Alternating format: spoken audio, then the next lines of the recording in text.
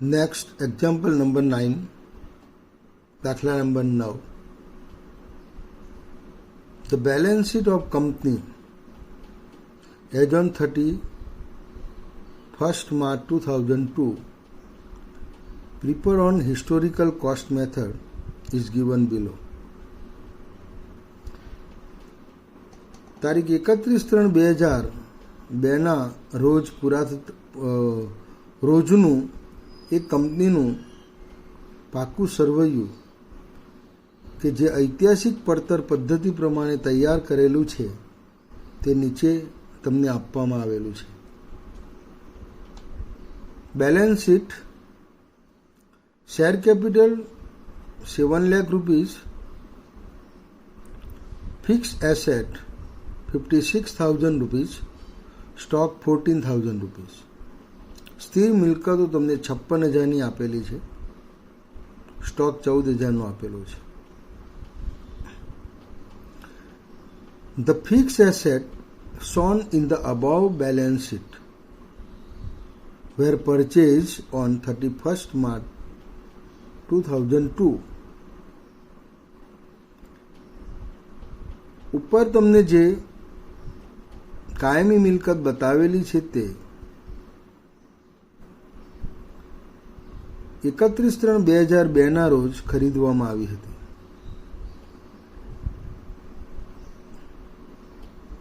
And its life was estimated at 5 years. અને એનું જે આયુષ્ય છે એ 5 વર્ષનું છે. વિધાઉટ એની સ્ક્રેપ વેલ્યુ, કોઈ પણ ભંગારની ઉપજ વગર. The transaction during the year were as follow. વર્ષ દરમિયાનના જે વ્યવહારો છે તમને નીચે આપેલા છે. અહીંયા 56,000ની જે મિલકત છે 56,000 એ 5 હપ્તામાં તમારે એને વહેંચવાની છે. Distribute 5 instalment divided by 5.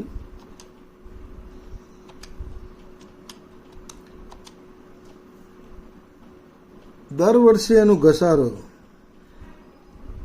11,200 આવશે. ડેપ્રિસિએશન 11,200, કારણ કે 5 હપ્તામાં આપણે એને વહેંચી દીધા. એ as per historical cost depreciation is ₹11,200. ઐતિહાસિક પડતર પદ્ધતિ પ્રમાણે ઘસારો 11,200નો થાય.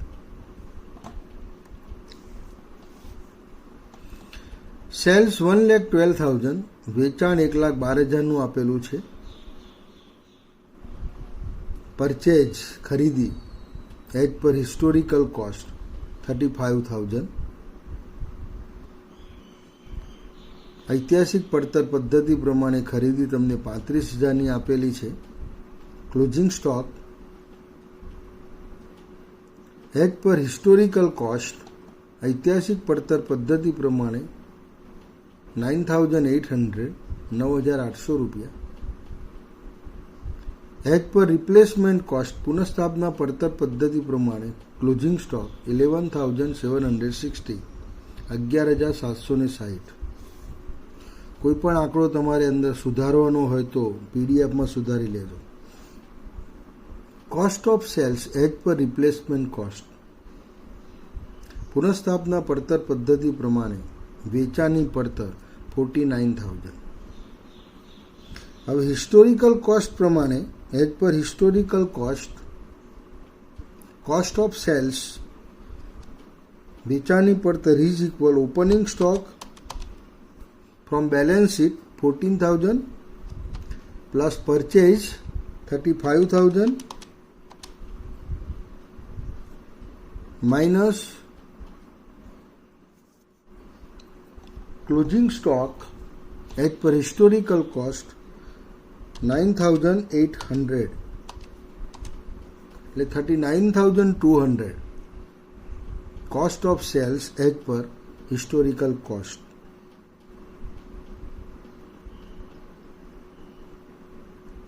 ઐતિહાસિક પડતર પદ્ધતિ પ્રમાણે તમારે વેચાણ પડતર શોધવી પડશે. એ માટે શરૂનો સ્ટોક તમારે પાકા સરવૈયાનો 14,000 લઈ ખરીદી તમારી જે આપી છે એ ઉમેરો અને આખર સ્ટોક હિસ્ટોરિકલ કોસ્ટ પ્રમાણે બાદ કરો એટલે 39,200 આવશે. હિસ્ટોરિકલ કોસ્ટ પ્રમાણે ઐતિહાસિક પડતર પદ્ધતિ પ્રમાણે કોસ્ટ ઓફ સેલ્સ 39,200 39,200 અને એજ પર રિપ્લેસમેન્ટ કોસ્ટ 49,000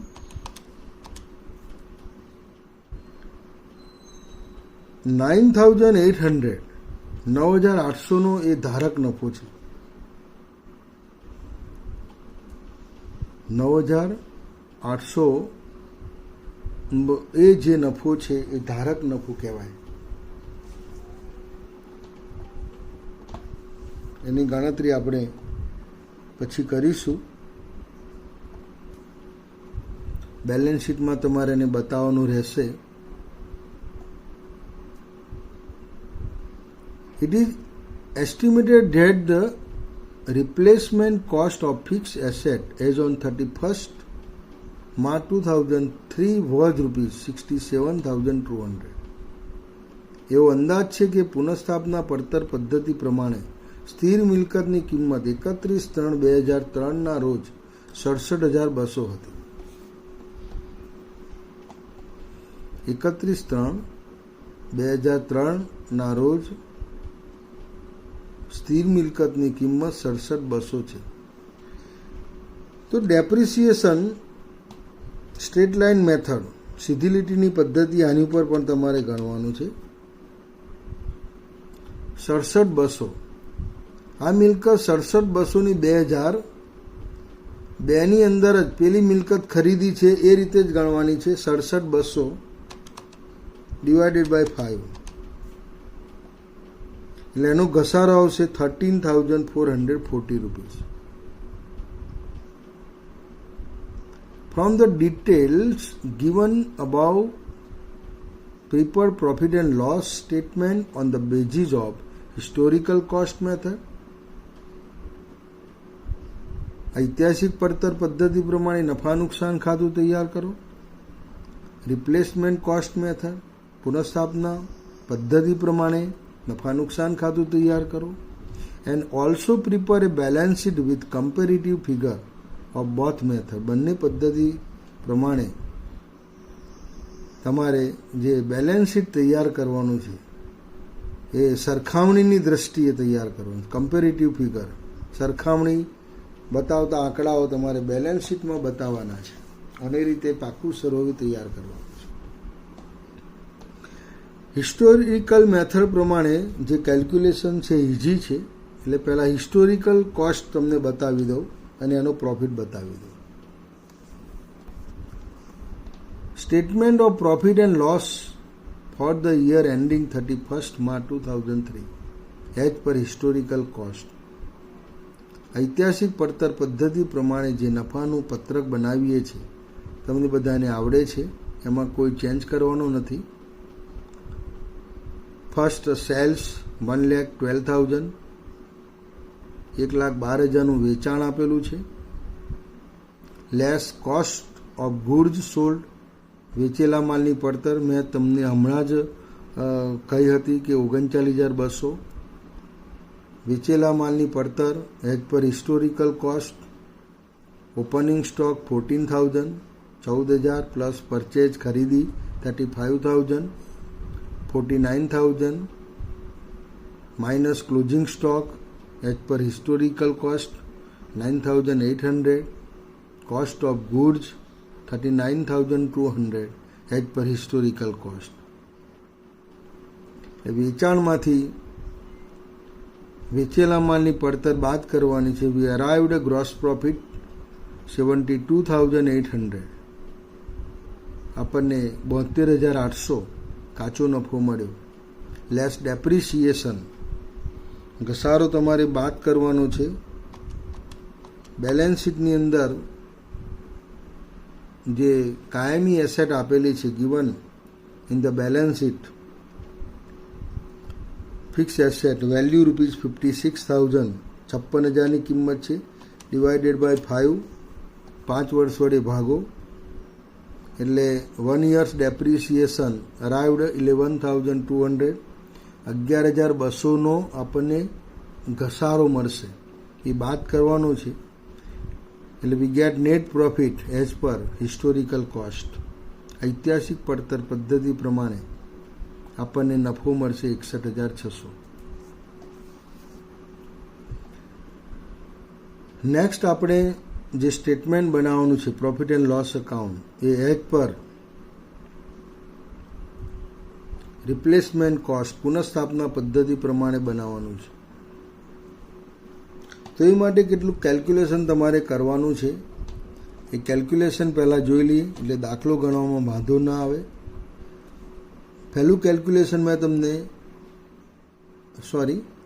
આ જે cost of goods sold as per replacement cost, વેચેલા માલની પડતર પુનઃસ્થાપના પડતર પદ્ધતિ પ્રમાણે ગિવન આપી દીધેલી છે 49,000. એટલે આ કેલ્ક્યુલેશન કરવાનો કોઈ પ્રશ્ન રહેતો નથી. એટલે સેલ્સ 1,12,000, વેચાણ 1,12,000. વેચાણમાં કોઈ ચેન્જ નથી. જે દિવસે તમે વેચાણ કરો છો એ દિવસે એકચ્યુઅલ ખરેખર વેચાણ કર્યું છે એ જ તમારે બતાવવાનું છે. Less cost of goods sold as per replacement cost 49,000. Difference 63,000 arrived gross profit, આપણને કાચો નફો મળ્યો. સેકન્ડ પોઈન્ટ, લેસ ડેપ્રિસિએશન ઘસારો. તો ફિક્સ એસેટની જે કિંમત છે એ એઝ પર રિપ્લેસમેન્ટ કોસ્ટ પુનઃસ્થાપના પદ્ધતિ પ્રમાણે તમને કિંમત આપેલી છે દાખલામાં, ગિવન ઇન ધ એક્ઝામ્પલ. અને નીચે જુઓ 67,200, 67,200ની કિંમત તમને આપેલી છે. ડિવાઇડેડ બાય 5 years, 5 વડે એને ભાગો એટલે 1 વર્ષનો તમને ઘસારો મળશે 13,440. હવે આપણને જે નફો મળશે તે પ્રોફિટ ફ્રોમ ઓપરેશન, કામગીરીમાંથી પ્રાપ્ત થયેલો નફો છે.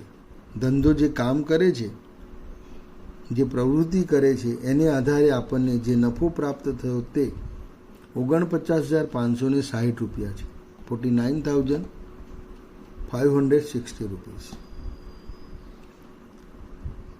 પણ આ ઉપરાંત એડિશનલ આપણને નફો પ્રાપ્ત થયેલો છે અને હોલ્ડિંગ પ્રોફિટ, હોલ્ડિંગ ગેઇન તરીકે આપણે ઓળખીએ છીએ. Is known holding gain. કેટલીક મિલકતો રાખી મૂકવાથી આપણને જે નફો પ્રાપ્ત થયેલો છે એમાં કેટલોક નફો વર્ષ દરમિયાનનો છે ડ્યુરિંગ ધ યર, અને કેટલોક નફો some profit not received at the end of year, વર્ષના અંતે આપણને નથી મળ્યો.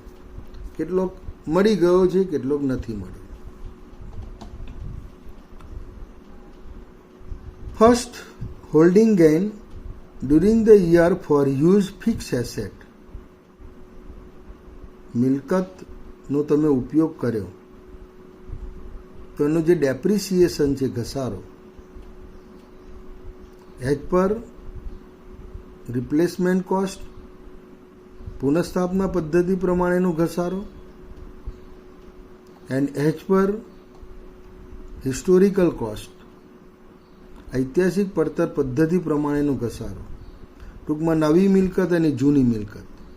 નવી મિલકત, જૂની મિલકત એટલે જૂની મિલકતની જે કિંમત છે તે એને 5 વડે ભાગ્યા, અને તમે જે નવી કિંમત પુનઃસ્થાપના કિંમત આંકી એને તમે ભાગ્યા, તો એ કિંમત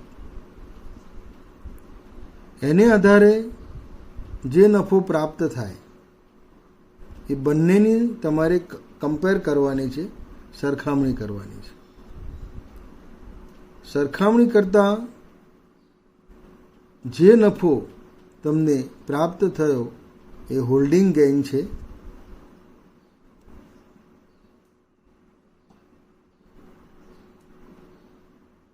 ધારક નફો છે. તો during the year for use fix asset, સ્થિર મિલકતનો કેટલો ઉપયોગ કર્યો? તો એચ પર રિપ્લેસમેન્ટ કોસ્ટ ડેપ્રિસિએશન 13,440 રૂપીસ, 13,440 રૂપિયા. H per historical cost depreciation 11,200, 11,200. એટલે 2,240 રૂપિયાનો જે નફો થયો એ ધારક નફો છે, મિલકતમાંથી આપણને પ્રાપ્ત થયેલો છે, received from asset. For sales of goods, તમે જે માલનું વેચાણ કર્યું એમાં હમણાં જ મેં તમને ગણતરી કરીને બતાવ્યું કે as per historical cost sales cost of goods sold as per historical cost 39,200 and as per replacement cost 49,000. પુનઃસ્થાપના પદ્ધતિ પ્રમાણે મિલકતની જે વેચાણ કિંમત છે એ 49,000 છે. સોરી, વેચાણ કિંમત નહીં, વેચાણની પડતર. અને ઐતિહાસિક પડતર પદ્ધતિ પ્રમાણે 39,200 છે. તો બોટ ડિફરન્સ 9,800. હોલ્ડિંગ ગેઇન ધારક નફો છે જે વર્ષ દરમિયાન આપણને મળેલો છે, રિસીવ્ડ ડ્યુરિંગ ધ યર. એટલે total holding gain received during the year 12,040 rupees, 12,040.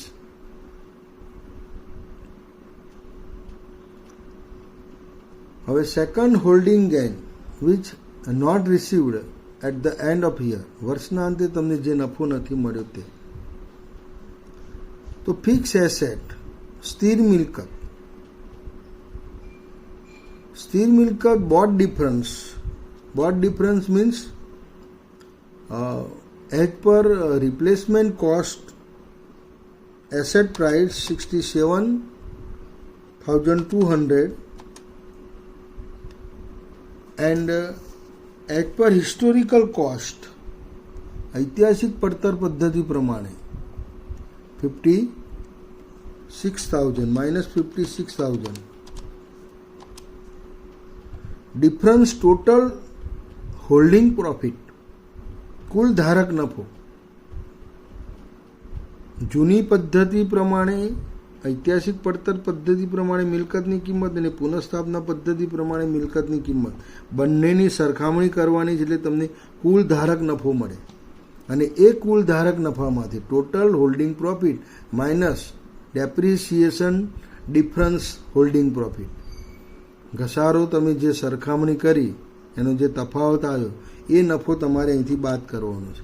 2,240 ઉપર આપેલો છે, જુઓ, લુક એટ અબાઉ 2,240. અને આ મિલકતનો તફાવત છે, એમાંથી બાદ કરો એટલે 8,960, 8,960 રૂપિયાનો જે પ્રોફિટ છે એ હોલ્ડિંગ પ્રોફિટ છે, બટ નોટ રિસીવ્ડ, મળ્યો નથી. એ રીતે ક્લોઝિંગ સ્ટોક જે પડી રહ્યો છે એનો નફો પણ તમને નથી મળ્યો. એટલે ક્લોઝિંગ સ્ટોકની અંદર એચ પર રિપ્લેસમેન્ટ કોસ્ટ ઐતિહાસિક પડતર પદ્ધતિ પ્રમાણે આખરનો સ્ટોક 11,760, 11,760 છે. And H per historical cost 9,800. પુનઃસ્થાપના પદ્ધતિ પ્રમાણે આખરનો સ્ટોક 11,760 છે અને ઐતિહાસિક પડતર પદ્ધતિ પ્રમાણે આખરનો સ્ટોક 9,800 છે. બંનેનો તફાવત બોટ ડિફરન્સ 1,960.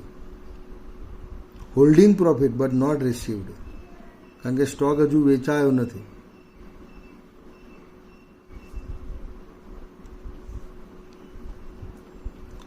₹10,920 રૂપિયા, 10,920 રૂપિયા. એટલે હોલ્ડિંગ ગેઇનની અંદર બે પ્રકારના છે, રિસીવ્ડ એન્ડ નોટ રિસીવ્ડ. મળેલો અને નહીં મળેલો બંને નફો છે. Total holding gain 22,960. એટલે આ જે નફા નુકસાનનું પત્રક છે, in this statement of profit and loss account, profit divided to parts, profit from operation and profit from holding gain. Profit from holding gain divided to parts, received profit and not received profit.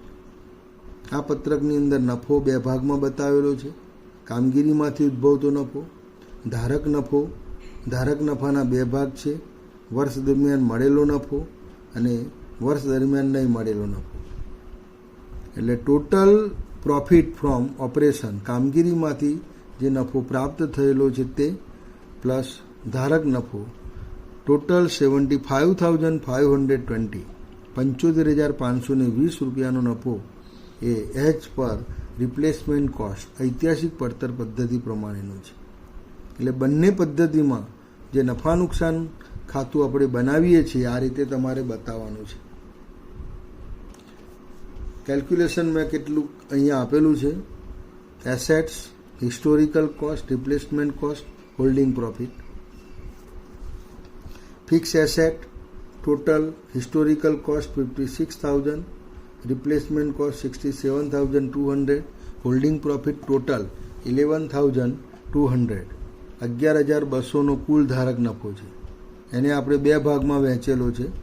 Depreciation cost divided 5 years, historical cost 56,000 divided by 5, 11,200.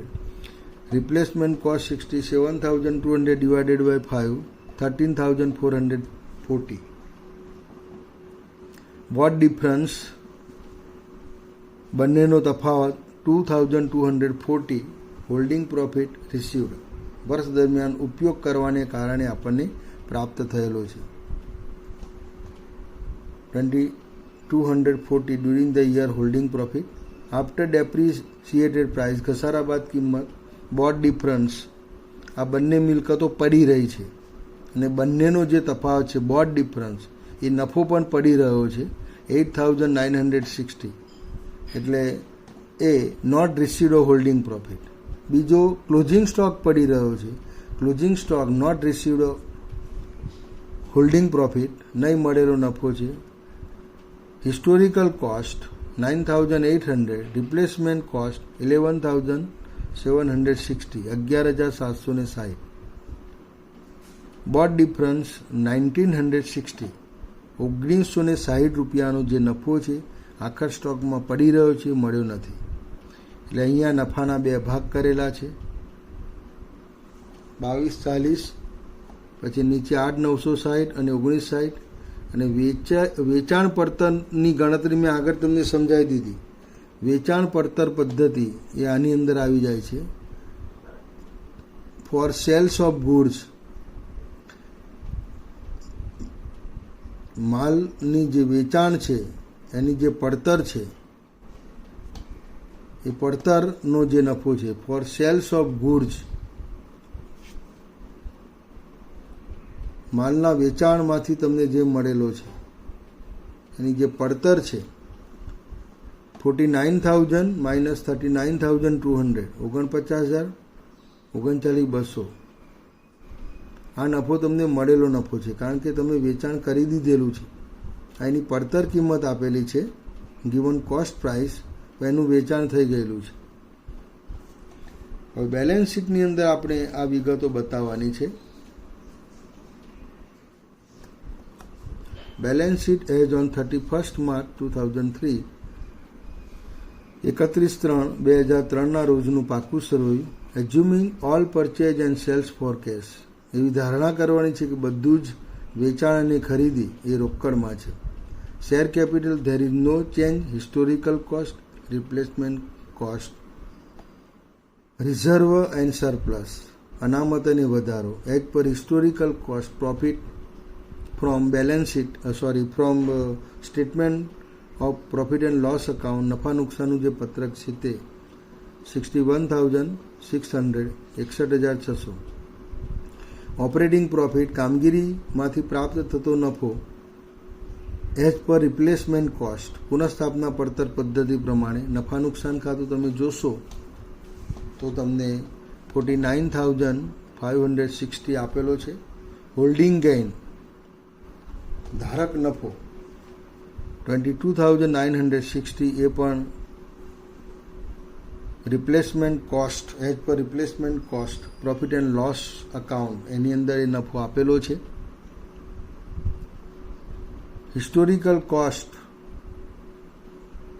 અને replacement cost liability side total 1,31,600, replacement cost total 1,42,520, 1,42,520.